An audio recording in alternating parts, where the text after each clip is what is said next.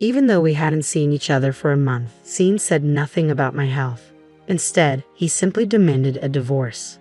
I want a divorce from a wife who neither does household chores nor works. Don't expect any share of the property, he said with a smirk. Jessica stood beside him, grinning and clinging to his arm. All right, a divorce it is, I replied calmly.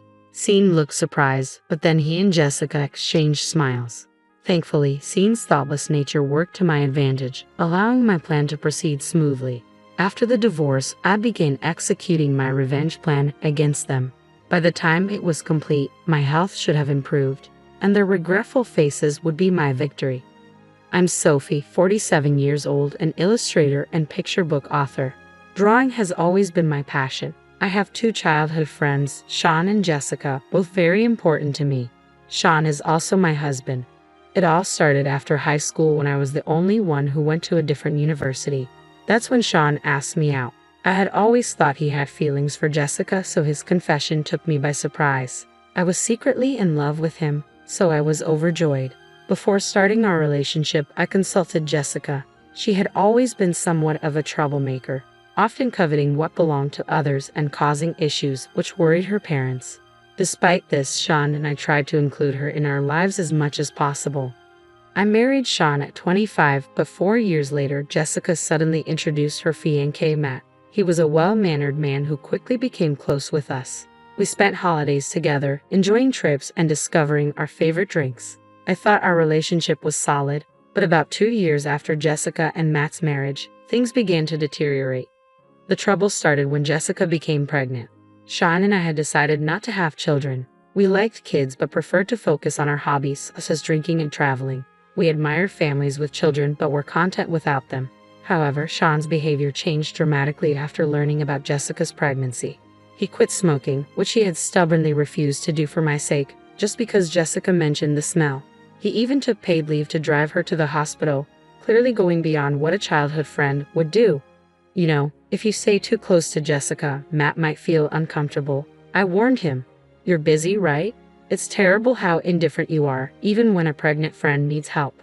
He retorted, I'm trying to help out. I do the shopping and run errands. I think accompanying Jessica to the gynecologist is a bit much, though.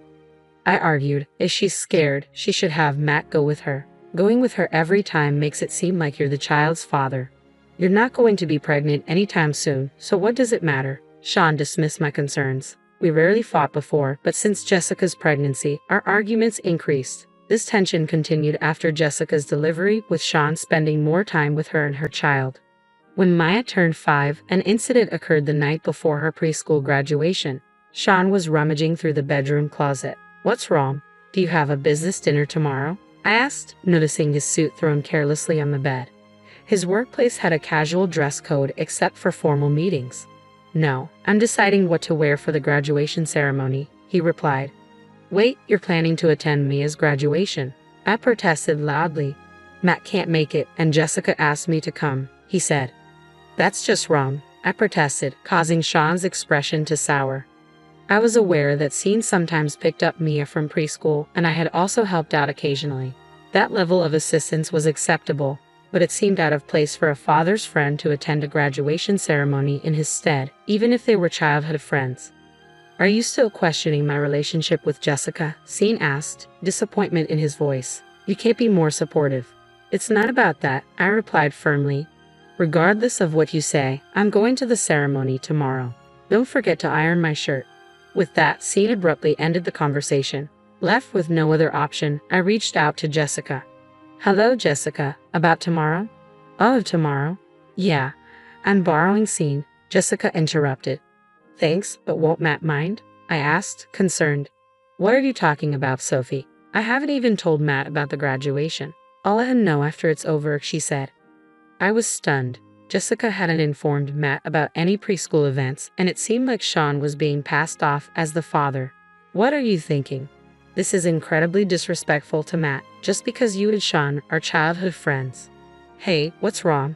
You sound kind of scary, Jessica said. Well then, I'm counting on you for tomorrow, she added before abruptly hanging up. Fuming with anger, I still ended up ironing Scene's shirt, preparing his tie, and sending him off properly to Maya's graduation ceremony the next morning. After this incident, Jessica and Sean began spending more time together. What had been a monthly occurrence soon turned into weekly outings, and before long, they were meeting every 2 days. Matt seemed to notice something was off. One evening, when Sean and Jessica were out, Matt came to my house. "I'm sorry for dropping by so late, but something's been bothering me," he said. "Is it about those two?" I asked. "Yes," Matt replied, showing me GPS records he'd installed in Jessica's car. The records revealed that they had visited a lodging facility about 3 times a week, always on days when Sean was out with Jessica. The implication was clear from Matt's expression. "What do you want to do?" I asked. "I want to take revenge on them," Matt said. "I can't forgive them for betraying us after all this time." I felt the same way. We secretly began planning our revenge against Sean and Jessica. My first step was to focus on increasing my income. After getting married, I had reduced my work to focus on household duties, which significantly lowered my income. Matt transitioned to working from home, and whenever Jessica and Sean were out, he would bring Maya to my house so we could take care of her together. Unaware of our arrangement, Jessica and Sean made it easy to gather evidence against them. Just as we were ready to execute our revenge plan, we were stunned to learn the truth about Mia. After much deliberation, Matt and I decided to postpone our revenge until Maya reached adulthood. We didn't want to hurt her while she was still young. However, 10 years later, I was struck by a serious illness. It wasn't unusual for me to be hospitalized for a year or two, and though I could work from the hospital, I had to significantly reduce my workload. I immediately informed Matt of my situation and discussed it with Sean. "I see. I'll come to visit you sometimes," Sean replied casually, showing no real concern for my condition. His indifferent attitude made it painfully clear that he no longer cared about me. It seemed true, as he visited only once or twice a month. As time passed and Maya turned 15, she had been visiting me almost every day since my hospitalization. However, after her 15th birthday, something felt off. I asked Matt if he knew anything, but he didn't seem to know either. When I inquired with Mia, she simply told me not to worry about it. We were left in suspense, but the truth was eventually revealed by Sean, who unexpectedly came to visit me in the hospital. "Hey, it's been a while," Sean said as he entered the room without knocking. It had indeed been a month since we last saw each other. During that time, Sean had changed significantly, becoming quite flashy. Jessica followed him in, showing no concern for my health. "I'm divorcing you," Sean announced. "You don't do housework or have a job, and there will be no division of property. Sophie, please take care of this," he said with a smirking smile, while Jessica clung to his arm. "All right, a divorce it is," I replied calmly. Sean was surprised by my readiness but quickly exchanged smiles with Jessica. Sean's straightforward nature played to my advantage, allowing my plan to proceed without any issues. After the divorce was finalized, I began my revenge plan. By the time it was complete, I hoped my illness would have improved, and their regretful faces would be my reward. I called Matt to inform him of my transfer to another hospital and that a lawyer would handle any dealings with Sean and Jessica. Matt moved closer to my new hospital and continued bringing Maya to visit me regularly. Despite Mia's sadness, her daily visits brought me immense joy. Meanwhile, I instructed Jan to dispose of the belongings I had left behind in my house. I had already moved all my personal belongings to the hospital room and wanted to ensure that nothing was touched by Sean or Jessica. After settling into my new hospital and Matt's relocation, I received a call from Sean. Despite only being away from my room for a few minutes, I found 30 missed calls on my smartphone. Annoyed, I answered when the phone rang again. "Yes, what is it?" I said. "Hey, what the heck is going on?" Sean's voice was agitated, and I could hear a confused real estate agent and Jessica yelling in the background. My mood darkened further. "What do you mean? What's going on?" I replied. "The house. Why are we being kicked out?" Sean demanded, raising his voice and clearly refusing to acknowledge any responsibility. I remained calm. Of course, after everything that's happened, it's only natural that the room I rented would be canceled. You seem to have forgotten that the space we lived in was rented by me for work. When I started working independently, I couldn't afford a separate workspace, so I rented a room that served both as a home and an office. Sean, whose income was insufficient to live alone, ended up living in that space. However, he never paid rent or utility bills for the room. While he did provide monthly living expenses, they were never enough to cover the costs of maintaining the space. It's unfortunate, but the room is no longer available. The hospital I transferred to was quite far from the house, and after the divorce was finalized, I had no intention of continuing any ties with the property. I proceeded with the cancellation process without contacting Scene, as the real estate agent who understood the situation had promised to handle it for me. It seemed that Matt and Maya had also suddenly disappeared, and their house might have been sold. What are we supposed to do now? Where will we live? Scene's frustration was evident. Well, you might have to stay in a business hotel for the time being, I suggested, starting to work on my smartphone with the speaker mode on. Scene, clearly irritated, demanded, "Don't be ridiculous. Pay me $2,000 a month as an apology for selling the house." I was taken aback by his unreasonable demand and stayed silent. Scene's voice grew louder. "Hey, don't just stay quiet." I coldly responded, "No way am I paying you any money." Scene looked momentarily stunned but quickly raised his voice again. My patience was wearing thin. We're divorced and no longer have any ties. Don't contact me anymore. We'll communicate through our lawyers from now on. Wait for their contact. What? A lawyer?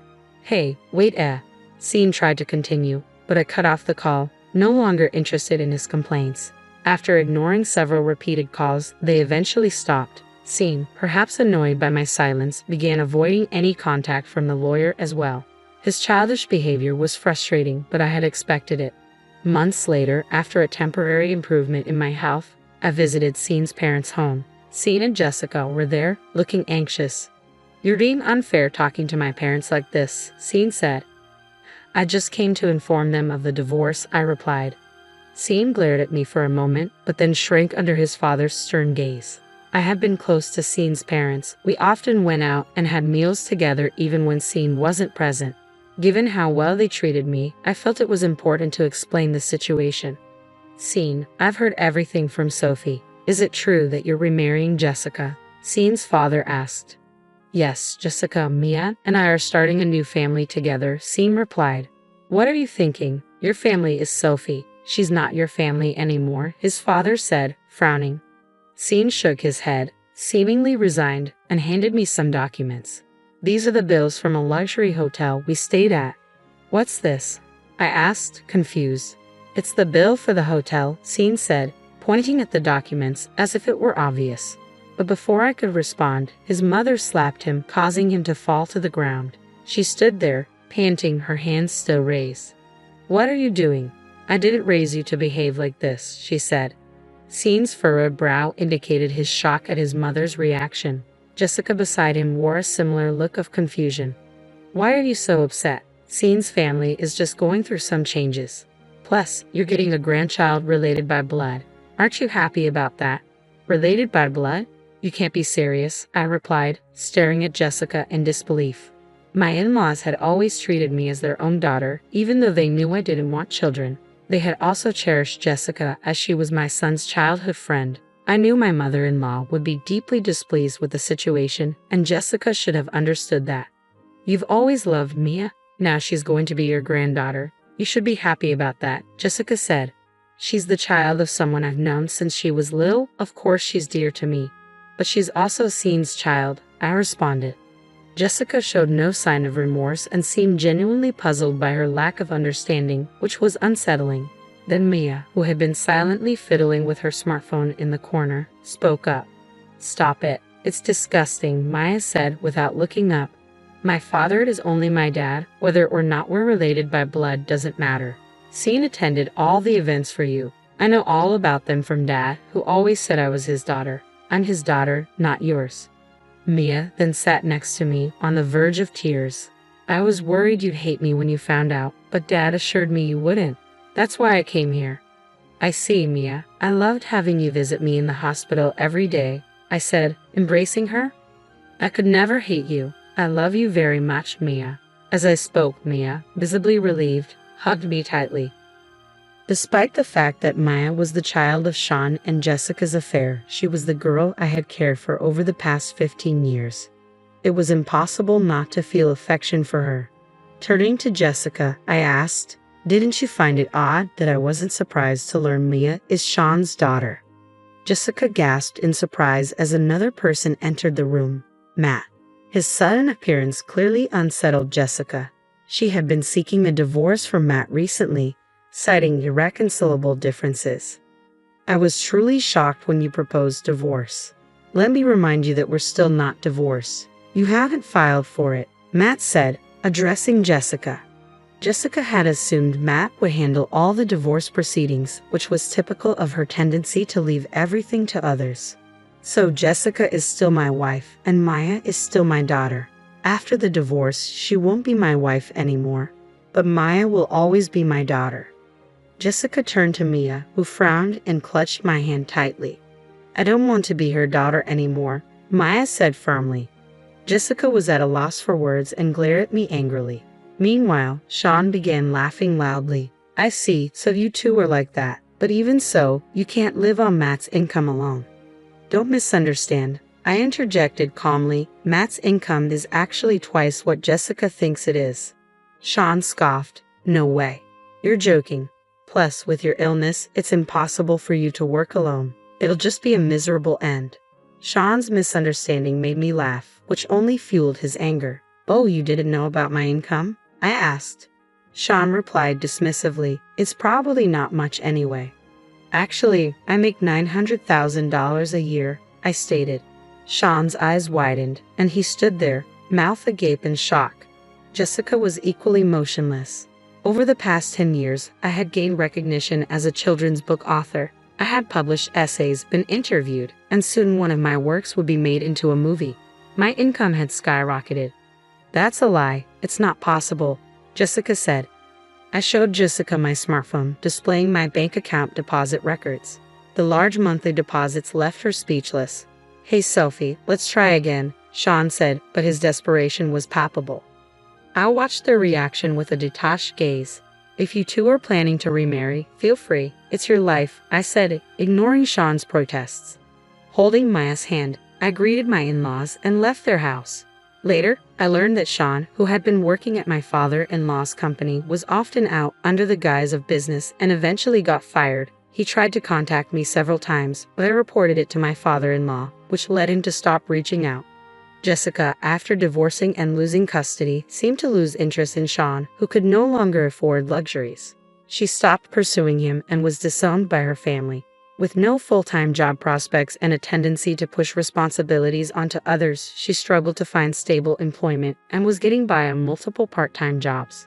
Since starting high school, Maya had been diligently studying every day with hopes of attending a prestigious university abroad in the future. Her serious personality led her to express a dream of translating my picture books and spreading them around the world. As for myself, the picture books I had illustrated were being adapted into an anime, and I was receiving proposals for merchandise. My health was steadily improving, though I remained hospitalized. My doctor mentioned that I might be able to be discharged next year. With hopeful anticipation for our future, I continued to write stories every day.